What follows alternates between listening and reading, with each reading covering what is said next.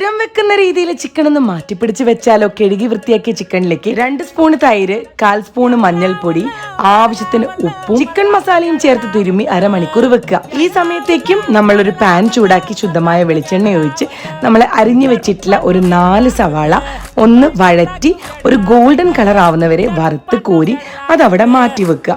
Same പാനിലേക്ക് കുറച്ചുകൂടെ വെളിച്ചെണ്ണ ഒഴിച്ച് ഇഞ്ചി വെളുത്തുള്ളി ഇട്ട് ഒന്ന് മൂപ്പിച്ചെടുക്കുക കേട്ടോ. ഇതിലേക്ക് 1 സ്പൂൺ കാശ്മീരി മുളക് പൊടി, 1 സ്പൂൺ മല്ലി മുളകും കൂടെ വറുത്തതും 1/2 സ്പൂൺ മല്ലിപ്പൊടിയും ചേർത്ത് ആ പൊടികളുടെ പച്ചച്ചുവ മാറുന്നവരെ ഒന്ന് വഴറ്റിയെടുക്കുക. ഇതിലേക്ക് 2 തക്കാളി കനം കുറഞ്ഞ് അരിഞ്ഞതും ചേർത്ത് നല്ലോണം വഴറ്റി യോജിപ്പിക്കുക.